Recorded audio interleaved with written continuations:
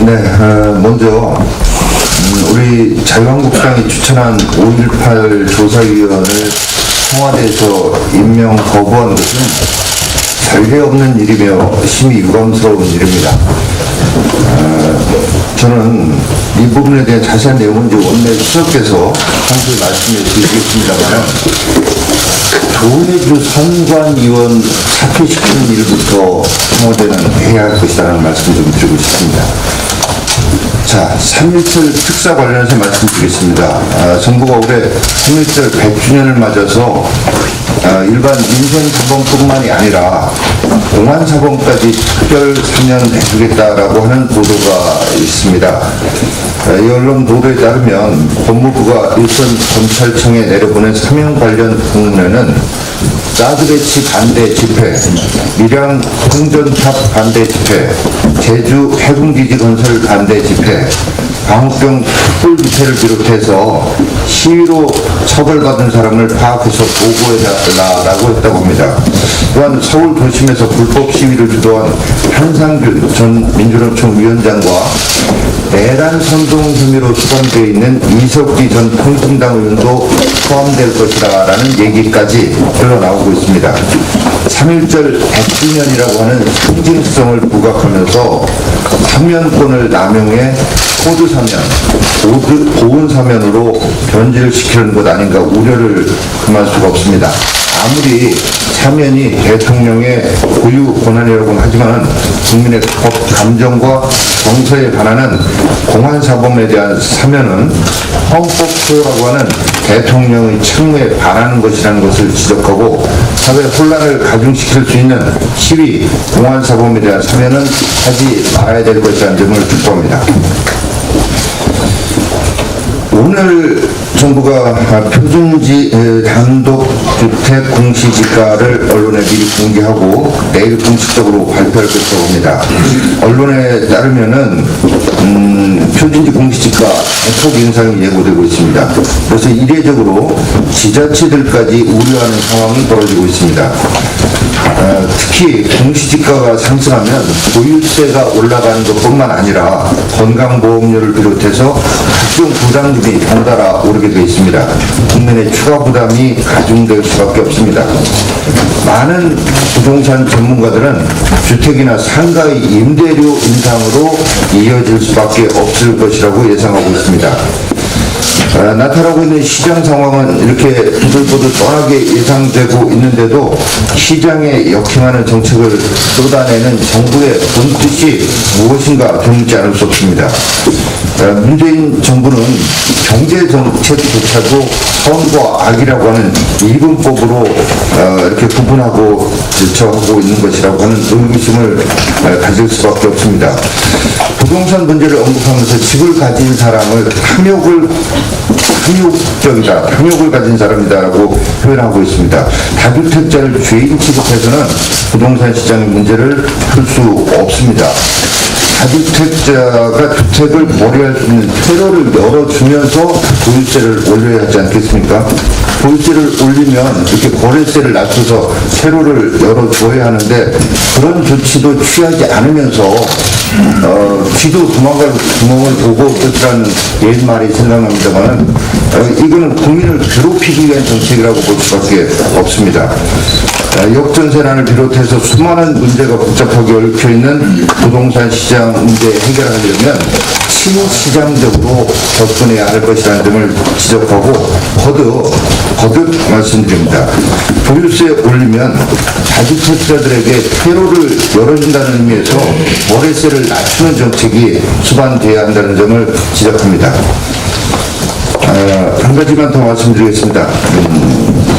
최근에 민주당에서 벤처 기업에 대해서 차등 의결권 제도 도입 얘기가 있었습니다. 이 제도는 벤처 기업이 투기 자본으로부터 공격당하지 않고 성장할 수 있게 지원한다는 긍정적인 측면도 있다는 점을 인정합니다. 그러나 부작용이 참으로 많이 우려되는데 이런 점이 고려되지 않고 있습니다. 현재의 경영진에 대해서 과도한 권한이 집중될 수밖에 없습니다. 사익 추구의 위험이 확대될 수 있고 의결권에서 차별받는 기존 주주나 소수 주주들의 권리가 약화될 수밖에 없습니다. 또 경영진을 과하게 보호함으로써 경영권 이동을 어렵게 해서 기업의 인수합병 시장을 위축시키고 창업가의 새로운 도전과 벤처 캐피탈이 원활한 투자금 회수를 방해할 여지가 있습니다. 미국 실리콘밸리에서 활발한 민간의 투자가 이루어지는 것은 이 벤처 캐피탈이 투자금 회수가 빠르고 또 원활하게 이루어지기 때문에도 투자가 활발하게 이루어진다는 점을 참고할 필요가 있습니다. 아울러 소수 주주의 권리를 보호하는 상법의 주주 평등 원칙에 위반되는 사안이기도 합니다. 그래서 진정으로 스타트업 기업을 유니콘 기업으로 키우겠다는 생각이라면 이런 편법적인 정책 보완이 아니라 궁극적으로 금융개혁을 해야 합니다. 금융시장이 제대로 시장 원리에 의해서 작동이 돼서 벤처기업, 스타트업 기업에 대한 민간의 투자가 이루어질 수 있도록 해야 되고 아울러 규제를 개혁해야 한다는 점을 지적합니다. 상법과 공정거래법에 대해서는 추후에 자세한 말씀을 드리겠습니다만은 정부 여당에서 추진하고 있는 상법과 공정거래법 개정 무엇보다도 지금 경기 하강이 뚜렷해지고 있습니다. 우리 경제의 버팀목인 기업들의 활동을 위축시키는 법 개정을 강행할 때가 아니라는 점을 지적합니다.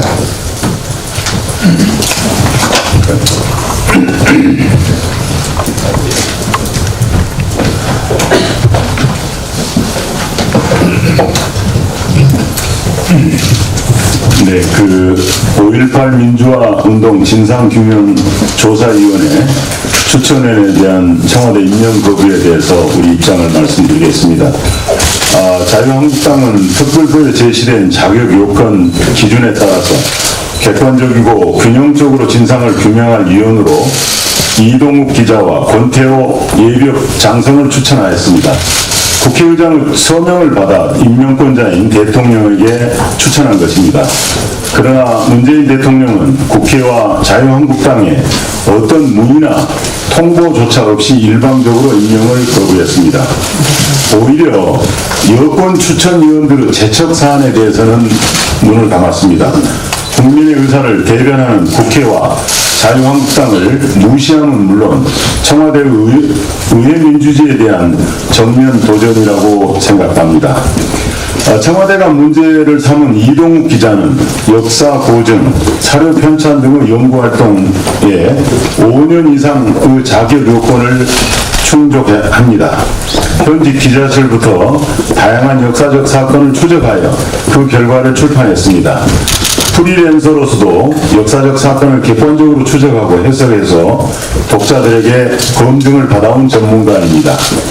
계초 방목 편정, 박정희 전기, 울진 삼척 무장공비 침투 사건 등 저작물 외에도 세월호를 단독 탐사 취재하여 출판하는 등 역사적 사건과 국가적 급료의 재난 사건을 취재하여 사료들을 고증해온 전문가입니다.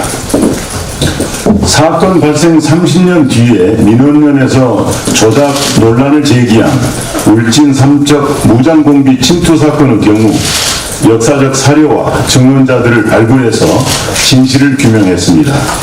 법적으로 비화된 이 사건에서 대법원은 이 기자의 취재를 사실로 판정하고 조작 파문 당사자에겐 위법 판정을 내린 바 있습니다. 권태호 예비역 중장의 경우 이 건이 군부가 개입된 사건임을 감안할 때 군 출신 위원이 필요하다는 판단에 따른 추천입니다.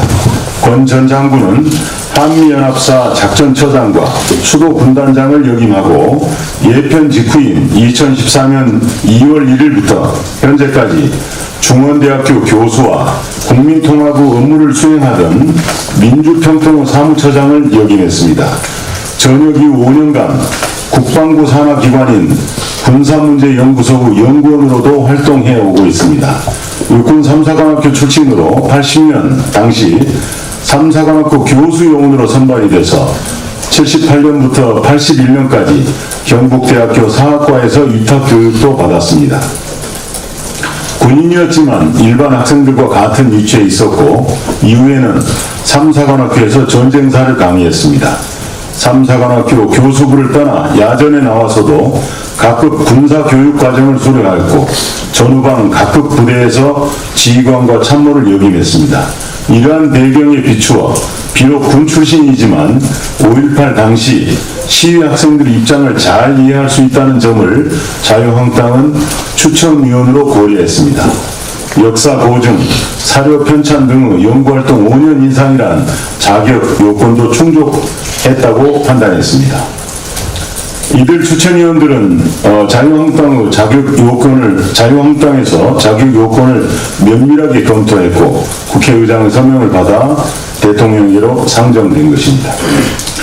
민주당과 국회의장이 추천한 위원들의 경우 특별법에서 객관적인 진상을 규명하기 위해서 가해자 또는 피해자를 추천 대상에서 제척하도록 한 규정을 어겼습니다. 모두 6명의 위원을 여당과 국회의장이 추천했는데 그중 4명의 위원이 제척, 회피 사유에 해당할 소지가 있습니다. 국회의장이 추천한 안종철 5.18 기록물 유네스코 세계기록 유산 등 재추진 단장, 민주당이 추천한 송선태 전 5.18 기념재단 상임이사, 또 이윤정 5.18 민주여성 회장, 바른미래당이 추천한 오승용 전남대 5.18 연구소 연구교수가 바로 그분들입니다. 안종철 5.18 기록물 유네스코 세계기록 유산 등 재추진 단장의 경우 특별법 제14조 1항이 규정하고 있는 제척사유 중의 하나인 위원이 위원의 진상규명에 관하여 증언이나 감정을 한 경우에 해당된다는 지적입니다. 유네스코 문화유산 등록 추진 단장 직책도 5.18 피해자 전체를 대리하므로 역시 제척 사유에 해당된다는 지적입니다.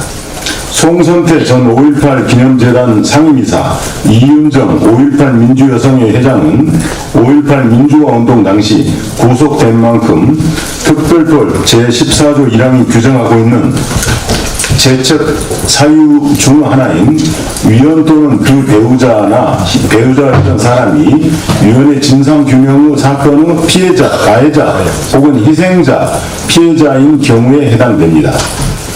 오승용 전남대 5.18 연구소 연구교수도 14조 3항 위원이 위원의 진상규명에 관한 수사 또는 재판에 관여했던 경우에 해당됩니다.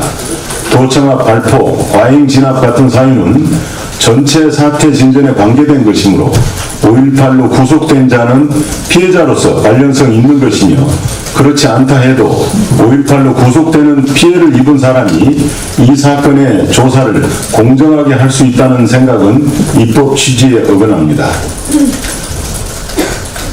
여당 측 추천인들에 대한 제척 대상 시기에도 불구하고 자유한국당은 공정성을 살리기 하고 또 5.18의 진상규명을 위해서 다양한 전문가들을 후보군으로 하여 심사를 벌였고 이동욱 기자와 권태호 예비역 장성 그리고 차기환 변호사를 선정하였습니다.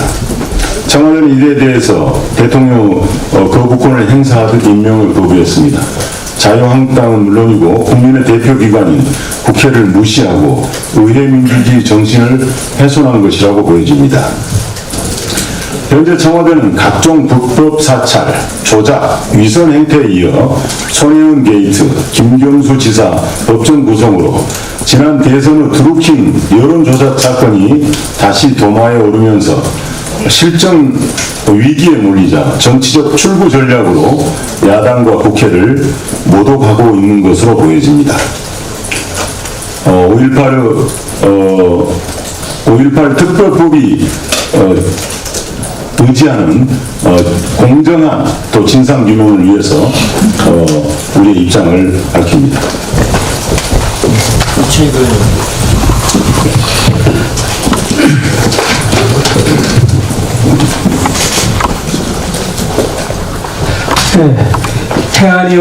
행안위 간사 이세기원입니다. 김창보 중앙선관위원 후보자 인사청문회는 국회가 정상화되고 난 뒤에 열려야 한다는 말씀을 드립니다. 김명수 대법원장은 1월 28일 중앙선관위원회 위원으로 내정한 김창보 현 법원행정처 차장에 대한 인사청문 요청안을 지난주 금요일 날 8일에 국회에 제출했습니다. 문제는 대선 캠프 출신 의혹을 받는 조혜주를 중앙선거관리위원회 상임위원회에 임명한 문재인 정부와 더불어민주당의 덕선과 오만 불통으로 인해 2월 국회가 정상적으로 열리지 않은 상황에서 김 후보자에 대한 인사청문 요청안이 국회에 제출되었다는 것입니다. 참으로 유감스러운 일입니다. 인사청문회법상 국회에 인사청문 요청안이 접수되면 15일 이내로 인사청문회를 열어야 하고 20일 내로 인사청문 경과 보고서 채택 등 국회의 인사청문 절차를 마무리해야 합니다. 특히 김창보 선거관리위원 후보자에 대한 국회의 인사청문 절차 기한은 제2차 북미 정상회담 개최일이자 자유한국당 전당대회 일인 2월 27일과 겹칩니다. 국회가 정상적으로 열렸다고 할지라도 김창보 후보자에 대한 인사청문회가 외교 정치 이슈에 묻혀서 국민과 언론의 관심을 받지 못할 것이고 청문회 역시 요식 행위에 그칠 가능성도 적지 않다고 생각합니다. 문재인 대통령조차도 제2차 북미 정상회담 등으로 인해 예정됐던 2월 개각을 미루는 상황에서 김명수 대법원장이 김창보 후보자 인사청문 요청안을 제출한 것은 시기적으로 매우 부적절하다. 저희들은 그렇게 판단합니다. 지금 중앙선관위는 60년 역사상 최대의 위기를 맞고 있습니다.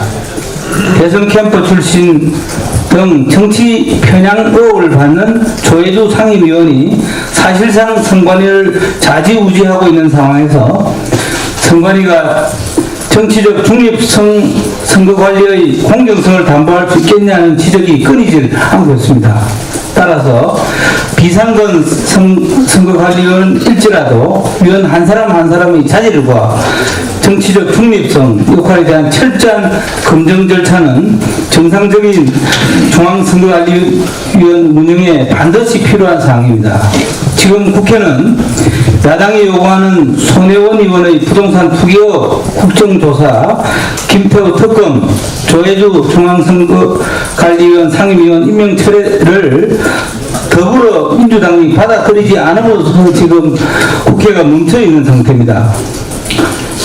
김명수 대법원장은 김창보 후보자에 대한 인사청문 요청 시기가 부적절해성을 시인하고 요청안을 철회한 뒤에 국회가 정상화된 뒤에 인사청문 요청안을 다시 제출할 것을 요청하고 내일 10시 반에 국회 도서관에서 제가 중앙선거관리위원회의 정치적 중립성 확보 방안에 대한 토론회를 갖습니다. 언론 여러분들 많은 관심을 좀 가져주시기 바랍니다. 네, 박명재 의원님 말씀.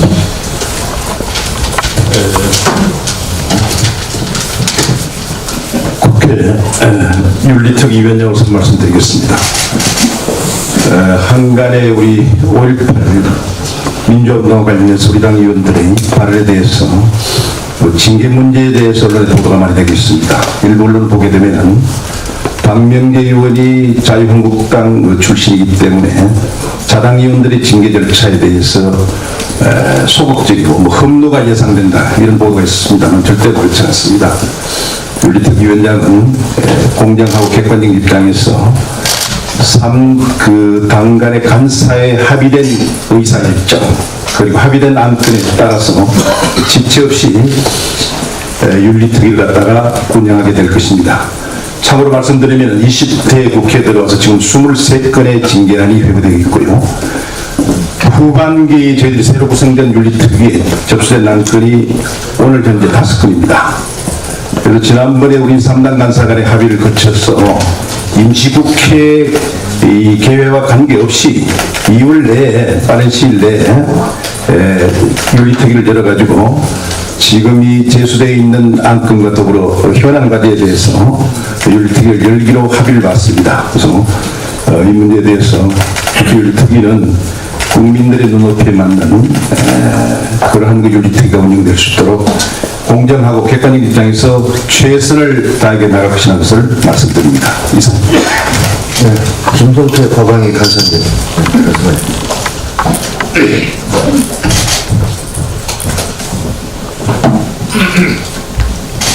자유한국당 과방위 간사 김성태입니다.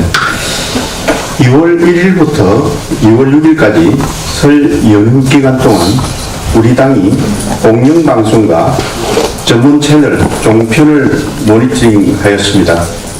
그 결과 공영방송 KBS, MBC와 보도 전문 채널의 불공정 편파 방송 정도가 매우 우려스러운 수준인 것으로 드러났습니다. 구체적인 사례들을 말씀을 드리겠습니다. 먼저 2월 2일 KBS 뉴스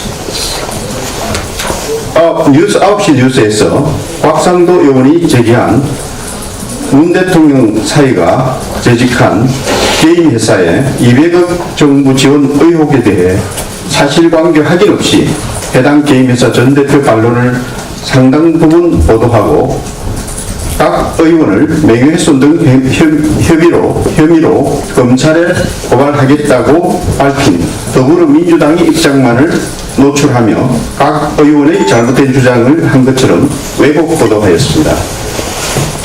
2월 3일 KBS 1 TV 저널리즘 토크쇼 JS는 손혜원 의원의 목포 투기 의혹을 보도한 SBS를 표적 비판함과 동시에 여당 친화적인 시민단체 말을 인용해 SBS 투기 프레임을 씌우지 않았다고 주장하는 것은 국민들을 우매하게 취급하는 것이라며 노골적으로 손혜원을 감싸기에 급급했습니다. MBC는 2월 1일 뉴스투데이에서 김경수 경남도지사 법정구속 관련 보도에서 앵커가 직접 김경수 지사에게 유리한 증거는 모두 무시되고 무엇보다 현직 도지사를 법정구속까지 한 것은 양성태 적폐사단의 보복이 아니고선 설명할 수 없다고 발언하고 민주당 홍영표 원내대표 한쪽 주장만을 취재하는 등 편파적인 보도를 일삼았습니다. 2월 3일부터는 김경수 관련 방송 보도는 단 한 건도 보도하지 않았습니다. 보도 전문 채널인 연합뉴스TV의 경우 2월 2일 뉴스9에서 김경수 드루킹 게이트 보도 관련 민주당은 그동안 야권의 공시의 무대응 전략을 고수했던 것과 달리 김 지사 구속 사태에 적극 대응하여 지지층 결집에 나서는 듯 모습이라며 앵커가 민주당 입장을 직접 대변하였습니다. 반면 뉴스11에서는 한국당 전당대회 관련해 후보들의 약점만을 언급하며 한국당 내부 활동을 선동하는 보도를 스성치 않았습니다. YTN은 2월 1일 더 뉴스에서 민주당 박주민 의원 인터뷰만 13분 30초가량 할애했으며 박주민 의원 발언에 대한 팩트 검증 없이 인터뷰를 진행해 시청자가 더불어민주당 일방의 주장을 수용하도록 유도하였습니다. 이 외에도 KBS와 보도 전문 채널의 불공정 편파 보도는 수없이 많습니다. 상황이 이런데도 지난 1월 더불어민주당은 자유한국당이 공영방송 장악에 대한 미련을 버리지 못했고 공영방송을 홍보수단쯤으로 인식하고 있다고 원색적으로 비판하였습니다. 야당이 공영방송을 장악한다는 말은 처음 들어봤습니다. 방송을 정권 연장의 도구로 이용하기 위해 편파 보도를 일삼고 국민들의 눈과 귀를 어둡게 하는 건 다름 아닌 정부 여당입니다.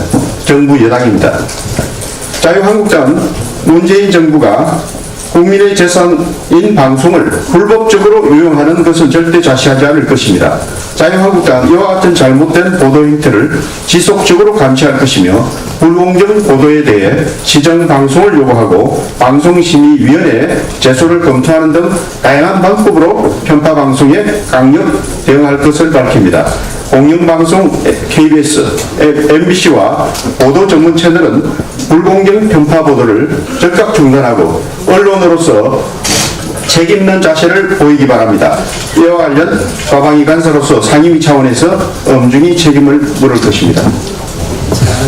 네, 87년 민주화 이후로 지금 요즘처럼 이렇게 방송이 완전히 편파적이었던 적은 과거에 정말 없었습니다.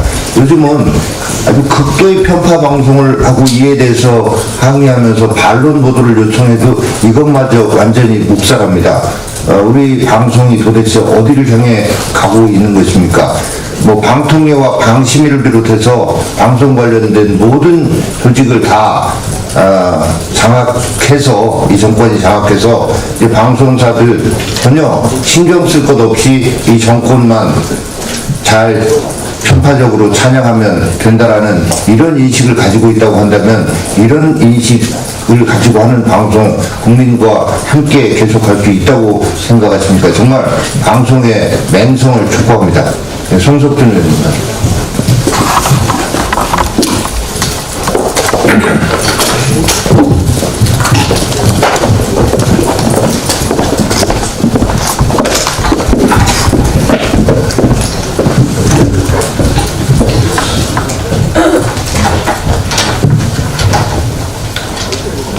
네, 원내 부대표 손석준입니다. 국토위 상임위원으로서 한 말씀 드리겠습니다. 문재인 정부의 주택정책 난맥상이 국민들을 혼란시키고 있습니다. 최근 역전세난으로 주택시장이 경착륙을 할 가능성이 높아지고 있습니다. 저는 지난 가을부터 국감 등을 통해서 우리 주요 상권의 등식률이 증가하는 현상과 수도권 일각지역 그리고 지방의 주택시장의 침체 현상을 지적하면서 섣부른 부동산 정책이 여차하면 부동산 시장을 크게 위축시켜서 복합 불황으로 몰아갈 가능성도 있다는 그런 지적을 한 바가 있습니다. 현 정부 들어서 강남 집값에만 너무 집착하면서 강남 집값을 잡겠다고 무리한 정책이 남발이 됐습니다. 지난 9.13 대책으로 세금 폭탄, 부동산 거래 규제 대폭 강화했습니다. 바로 이러한 현상들의 후유증이 최근에 역전세난으로 나타나고 있습니다. 다시 말해서 전세 자금을 되돌려줄 돈이 전세금 하락으로 인해서 없어서 갚지 못하는 문제가 발생하고 있습니다. 나아가서 기존의 전세 대출자가 기존의 전세금과 그 대출금을 집을 팔아도 갚을 수 없는 소위 깡통 전세 문제까지도 나타나고 있습니다. 이러한 어려운 상황에서 정부는 지금 어떤 대책을 강구했는지 모르겠습니다. 다시 한번 잘못된 정책은 바로잡아야 됩니다. 부동산 시장 정상화 문제와 서민 주거복지 문제는 별도의 문제입니다.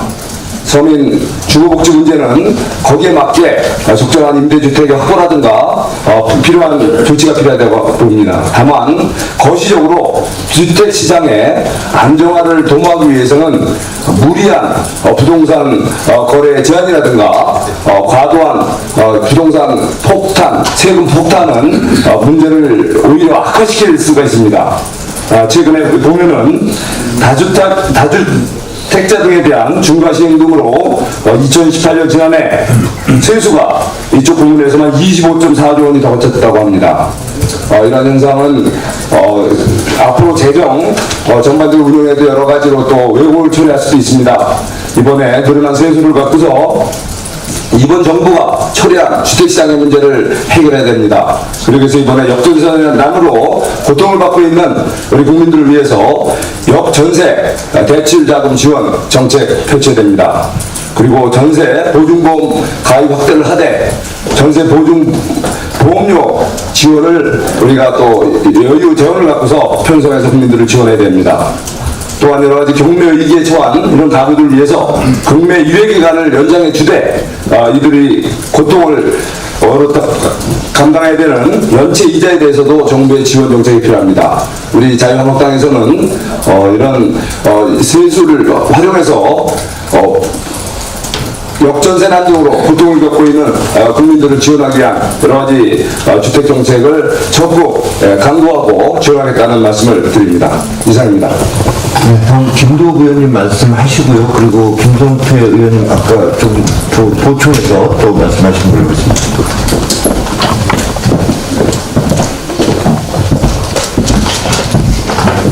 네, 김태우 수사관이 오늘 오전 10시 수원지방검찰청에 피고발인 자격으로 조사를 위한 소환이 되었습니다.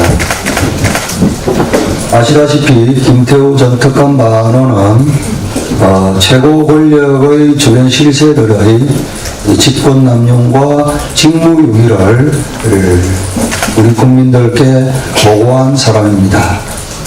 공익제보자입니다. 지난 1월 8일 김태우 전 특감반원은 국민권익위에 공익제보자로서의 지위를 인정해달라는 신청을 접수하였습니다. 국민권익위원회는 한 달 넘게 김태우 전 특감반원의 신청에 대해서 답이 없습니다. 아시다시피 검찰의 수사가 진행되는 수사 대상자의 지위는 상당히 불안정한 것은 뻔한 일입니다. 김태우 수사관이 공익제보자로서의 지위를 인정받아야 하는 이유는 지금 국민권익위원회에서 60일 이내에 지위를 인정하지 하면 되지 않냐라는 답만 하고 있답니다. 이 또한 이 문재인 정권의 실세들이 김태우 수사관의 입을 막기 위해서 또 다른 권력을 휘둘러 국민권익위원회의 신속한 공익제보자 지위 인정 절차를 막고 있는 것이 아닌지 이 의혹을 제기할 수밖에 없습니다. 그렇지 않다 그러면 국민권익위원회는 신속하게 김태우 전 특감반원에 대한 공익제보자 지위를 인정 절차를 밟아주시기를 바랍니다. 이상입니다.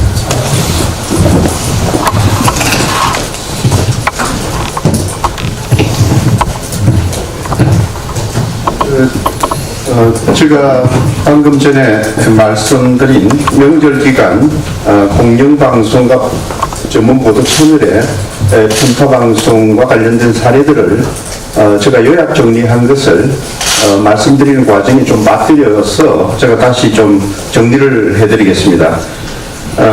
이 공영방송 KBS와 MBC 사례는 여기 적힌 대로 외국 보도 사례가 구체적으로 지금 나와 있습니다. 각성덕 의원의 그 사례, 그리고 KBS 1TV 저널리즘 토크쇼 J, 그리고 MBC는 뉴스투데이의 김경수 지사의 편파방송 보도, 그리고 보도 전문 채널 연합뉴스TV의 김경수 드루킹 게이트 관련 민주당의 일방적인 그 주장을 계속해서 보도했고, 또 YTN은 박주민 의원의 인터뷰를 일방적으로 13분 30초 동안 계속 보도한다든가. 그래서 이 구체적인 그 사례가 아주 많이 있습니다. 많이 있는데 이것은 6일 동안만을 특별히 좀 심한 정도를 사례를 든 것이지, 이 외에도 많은 이런 편파 방송이 일반화되고 있다는 것은 심히 우려스러운 일이 아닐 수가 없습니다. 여기 대해서는 이 공영방송의 본연의 책임을 국민에 대한 책임을 저버리고 있기 때문에 우리 자유한국당에서는 그 시청 거부운동까지 지금 거론하고 있는 실정이라는 것을 말씀드립니다. 보도 전문 채널도 여기 대해서 심각한 수준임을 인식하여야 할 것입니다. 과방위에서는 이 부분을 엄중히 다룰 것을 제가 밝힙니다. 감사합니다. 그리고 정명석 수석님. 아까 우리 청와대 뭡니까 5.18 진상규명위원입니까? 우리 위원 두 사람 추천했는데 세 사람 이런 류의 위원들 야당 목소리 와서 추천했을 때 그런 전략이 있습니까? 최초 아닙니까? 아무나까지 모르겠습니다만 되게 야당의 의견을 존중해서 되게 인정하고 아까 보니까 국회 자문도 구했고도 상당한 경력이 있다고 그러는데 이런 데 대해서 청와대가 이걸 거부한다는 것은 저는 다른 저희가 있다고 보고요. 앞으로 어떻게 할지 모르겠습니다만은 새로운 의원을 추천할 것이 아니라 이미 추천했던 사람 다시 한번 뒤에 추천하세요. 그거는 방입니다. 자, 이제 비공개로 전환하도록 하겠습니다.